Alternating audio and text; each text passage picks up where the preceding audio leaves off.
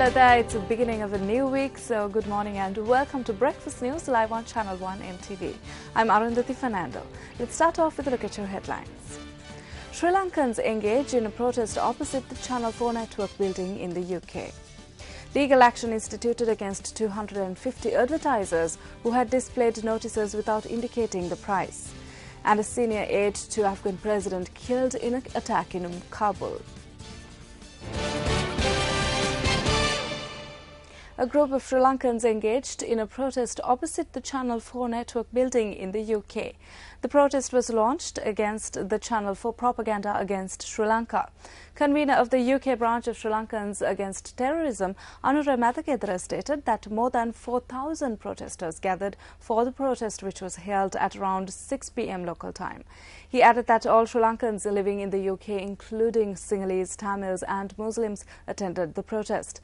Metsiri Wijeratne, a member of the SLAT UK, expressed these views to News First. Actually, what we do here is, as you know, this killing field, the propaganda film is done by the Channel 4. It's purely funded by LTT. There's no doubt about it.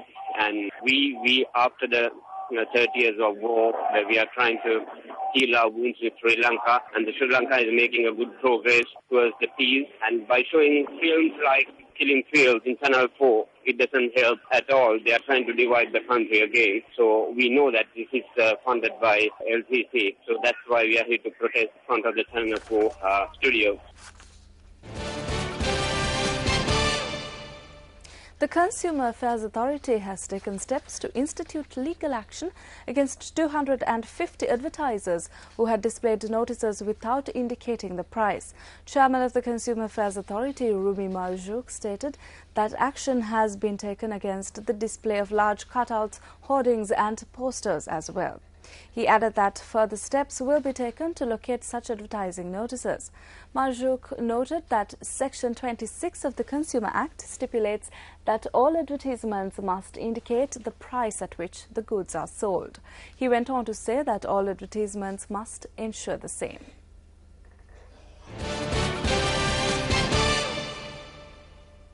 A Bodhi Puja was held yesterday in memory of Roshen Chanuka, who was killed, and others who suffered injuries in a recent clash which broke out at the Free Trade Zone in Kattanayake. The religious function was held under the patronage of leader of the opposition Ranil Wickremesinghe. The Bodhi Puja was held at the Sri Shaila Bimbarama Vihara in Avariwatta, Kattanayake, calling on the authorities to mete out justice. Parents and relatives of Roshen Chanuka, Catholic priests and a number of politicians attended the event. The injured were provided with wheelchairs. The function had been organized by Chanuka's friends. Roshan Chanuka gave his life to protect the rights of his colleagues, the right to the monies they have saved, the right to their dues from the employers, which has to be saved, which has to be safeguarded for their future. Therefore, the best way we can honor him is to ensure that these rights are safeguarded. Not only are the rights safeguarded, but these are the people of Sri Lanka, young people of Sri Lanka. They are our future. We have to remember that they are the ones who matter most.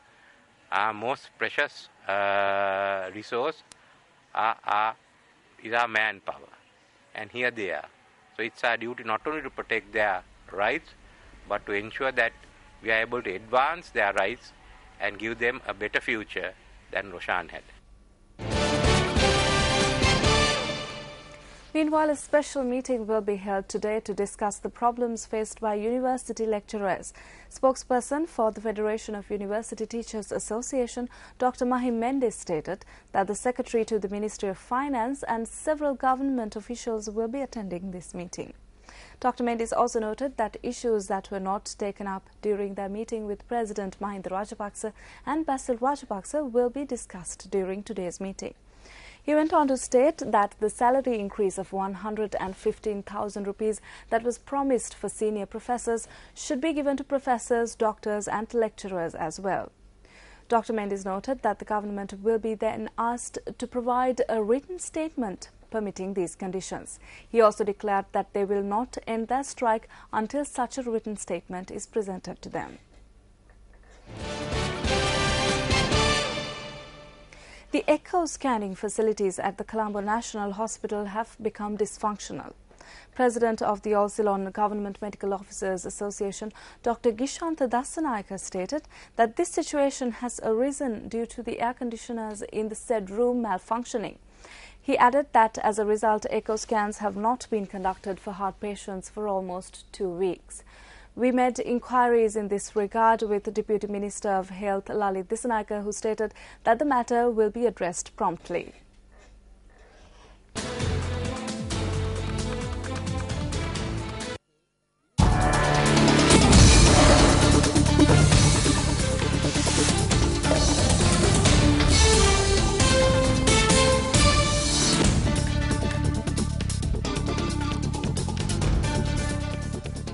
Time now for sports news, and Gayatri joins us with the latest from the sporting arena. Good morning, Gayatri.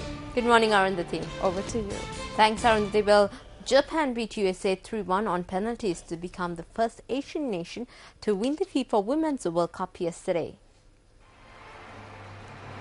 Japan won the Women's World Cup for the first time when they upset the United States 3-1 on penalties following a 2-all draw after extra time yesterday. Japan reduced to 10 when Azusa Iwashimizu was dismissed just before an extra time ended, leveled on 117 minutes through Homare Sawa after Abby Wambach's cool header in the 104th minute looked to have given the US victory.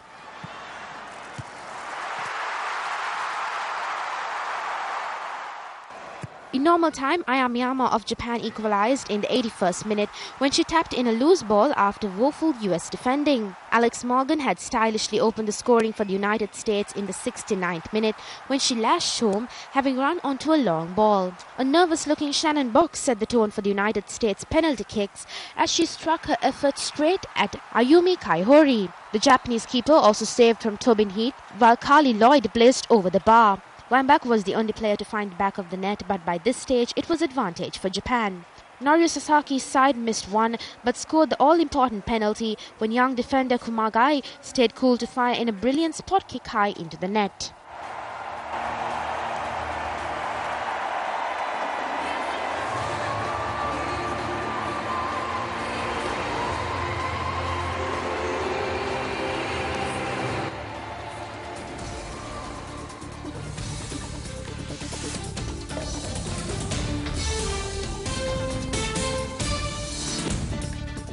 Well, Dani Pedrosa made a return to the winner's step in the German Grand Prix with Jorge Lorenzo second and Casey Stoner third.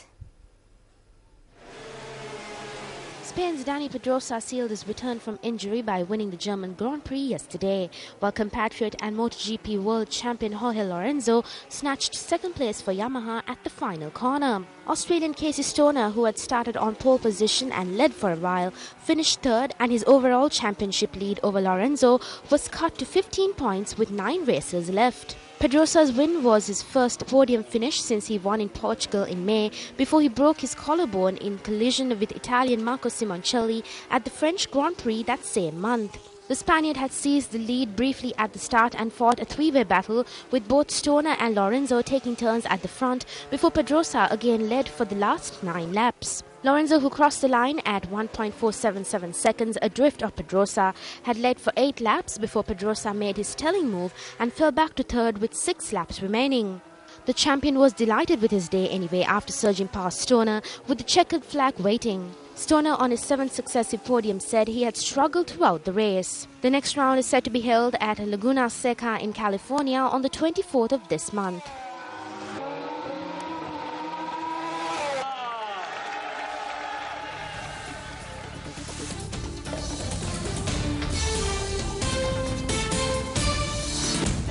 Return of this morning's sports roundup.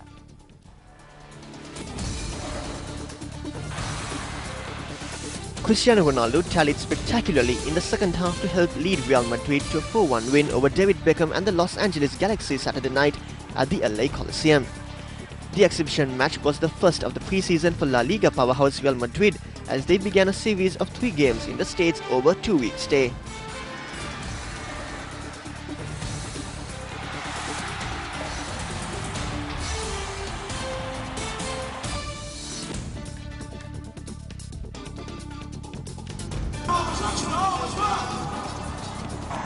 Brazilian President Dilma Rousseff and soccer legend Pelé lit a flame to mark the beginning of the Military World Games in Rio de Janeiro. Dozens of delegations from over 100 countries paraded in the soccer stadium in the opening ceremony of the major sports event. Aerobatic planes performed maneuvers and fireworks also brightened up the skies as military bands walked over the field where a world map was projected.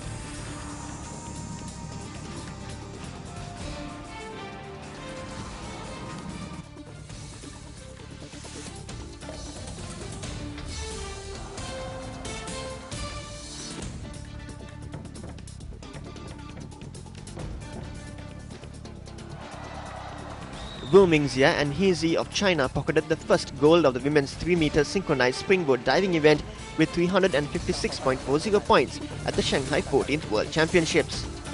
Wu and He's victory got China started on the possible clean sweep of the 10 diving medals at the first World Championships to be held in the country, where diving is one of the most popular sports.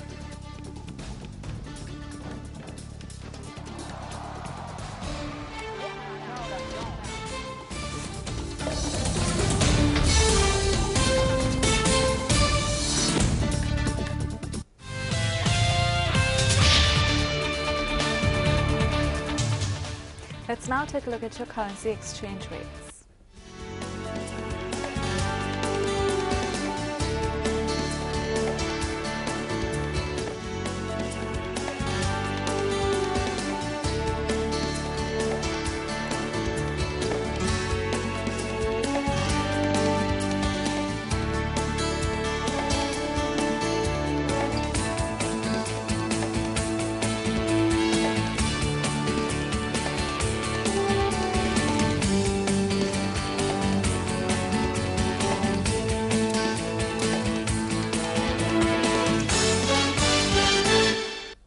Well, that's a wrap for Breakfast News this morning, and thank you for joining us and have a wonderful week ahead. We leave you with the company of Discover Sri Lanka.